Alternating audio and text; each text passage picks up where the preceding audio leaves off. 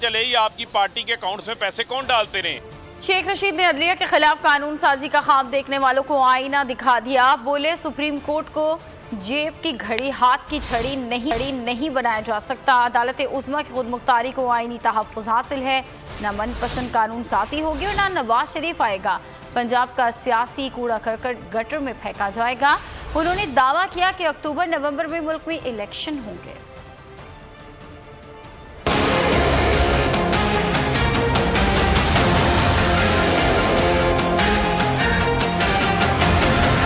Supreme court की खुद मुख्तारी को आईनी तहफ़्फ़ुज़ हासिल है। मनपसंद कानून साजी नहीं हो सकती। अदलिया के इख्तियारात को बढ़ाया जा सकता है, घटाया नहीं जा सकता। शेख रशीद ने अदलिया को ताबे करने के ख्वाब देखने वालों को आईना दिखा दिया।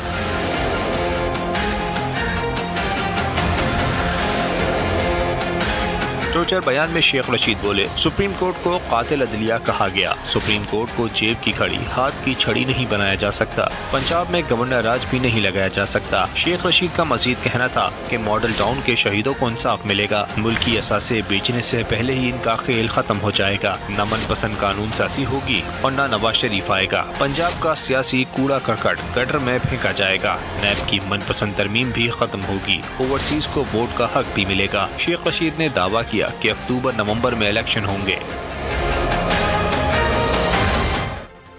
बुलेटिन में खबरों का सिलसिला जारी है। वक्त हुआ है